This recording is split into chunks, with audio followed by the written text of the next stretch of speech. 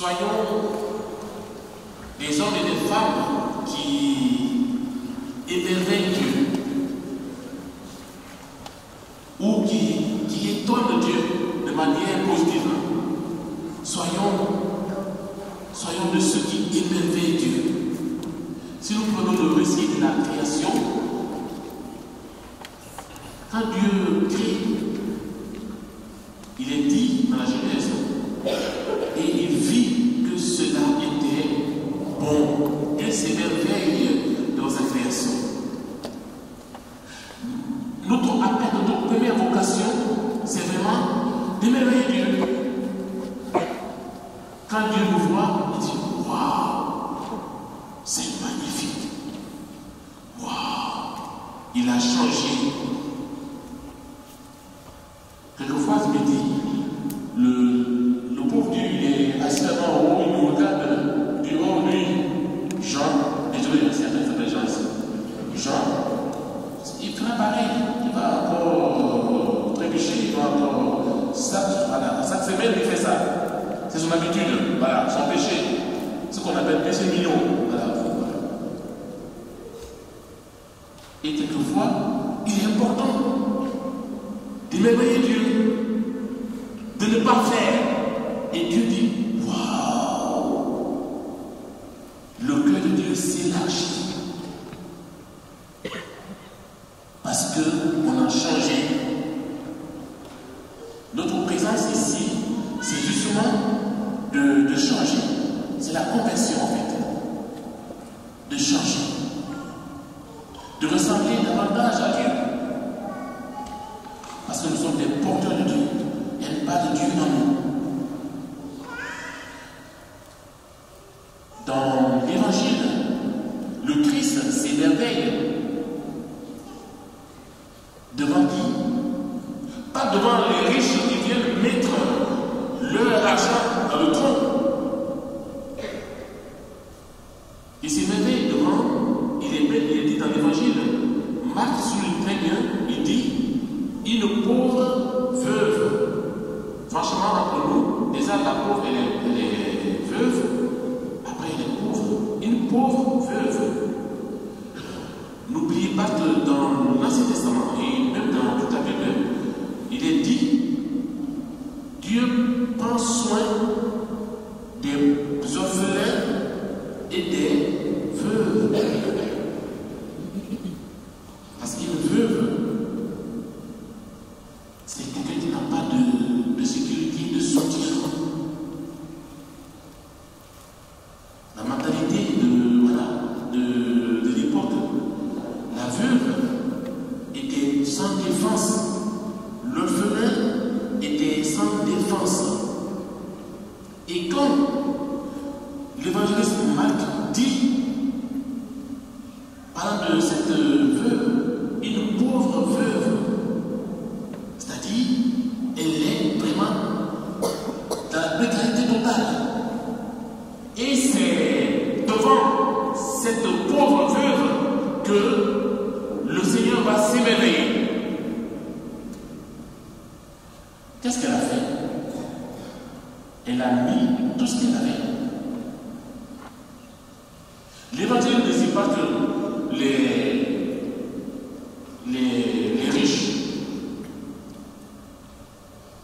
il dit les riches mettaient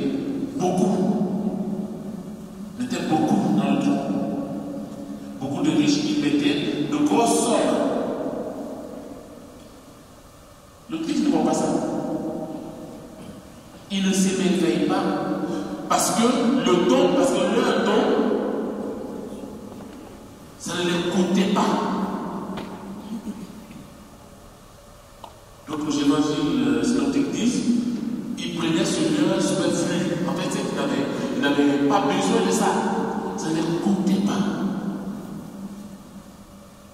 Et le Christ va s'émerveiller devant l'offrande de cette pauvre veuve parce que ça lui coûte. Nous donner ou donner nous coûte. Nous coûte. Et le Christ va interpeller ses apôtres en disant,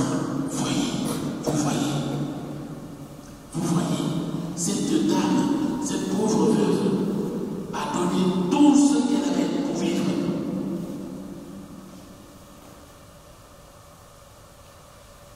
Dans la première lecture, nous savons bien cette lecture, la veuve de Sarepta. Veuve toujours, veuve dans la première lecture, une veuve dans l'évangile. Des gens sans défense, sans sécurité. Et c'est cette veuve aussi qui va être étonnée. Elle sera étonnée parce que justement, c'est un prophète qui va vers elle pour lui demander de l'assistance. C'est Dieu qui va demander. C'est Dieu qui va demander à travers son prophète. Et cette femme va dire, je n'ai que peu de farine et peu d'huile. Nous venons chercher du bois pour aller finir le temps qu'on a. Et il est dit, la femme dit, nous mangerons et après nous mourrons.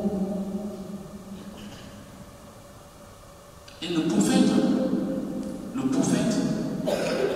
au nom de Dieu, agit. La farine ne finira point, l'huile ne s'épuisera point. Et cette parole agit. Et la femme s'étonne, s'émerveille devant ce miracle. Parce que justement, elle aussi, elle a osé obéir à cette parole. Elle a osé être généreuse. Elle a osé donner tout, sachant qu'elle allait mourir avec son fils.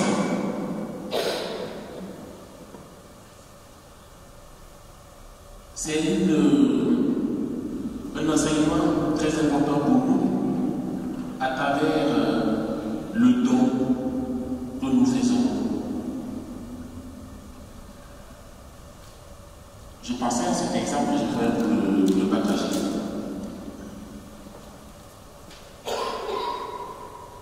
C'est bien de donner ce qu'on a, pour donner ce qu'on a, c'est bien. C'est bien. Vous voyez la différence dans l'évangile entre la veuve et les riches. Je crois que c'est le don de la poule. Elle donne ce qu'elle a, donne de l'œuf. Là-bas. Mais on peut ressembler, je suis désolé là, parce que c'est pour entre nous, on est en famille, on peut ressembler au cochon. Voilà. Je donne tout entier. Ce n'est pas une partie du cochon qui est donné, mais c'est tout entier. Mais ça coûte, ça nous coûte. Ça nous coûte. Le Christ dit, il n'y a pas de plus grand amour que de donner sa vie pour ceux et celles qu'on aime. On peut demander cette grâce au Seigneur parce qu'on dit souvent, tout ce qui n'est pas donné est perdu. L'amour qui n'est pas donné est perdu. La miséricorde qui n'est pas donnée est perdue.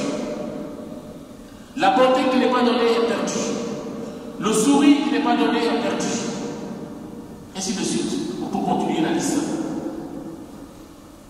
Demandons cette grâce au Seigneur que nous soyons capables, jour après jour, en comptant bien sûr sur sa grâce, de pouvoir être ceux et celles qui se donnent, qui donnent. Vous connaissez le verset préféré des penseurs? Vous connaissez? C'est dans Actes, chapitre 20, verset 35. Il y a plus de joie à donner qu'à recevoir. Vous avez compris? Il y a plus de joie à donner qu'à recevoir. Nous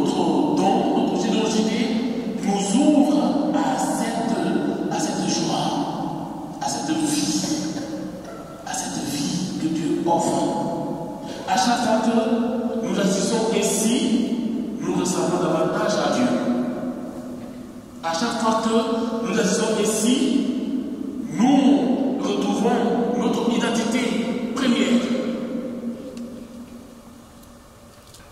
Car nous avons une part de Dieu en nous. Notre ouverture de cœur, notre temps de partage, notre joie de vivre avec les autres, notre joie de partager l'évangile, par exemple, notre temps de prière, nos moments de chant, de louange et de joie, nous faisons parvenir le règne de Dieu au milieu de nous. Demandons cette grâce au Seigneur pour que nos assemblées soient ces lieux de don, de générosité. Si le Seigneur t'a donné le charisme de prophétie, vas-y. Si tu as donné le charisme de chanter, vas-y. Tu as donné le charisme de t'occuper de la solo, vas-y. Le charisme d'enseigner, vas-y. Le charisme de déployer, vas-y. Et avec générosité,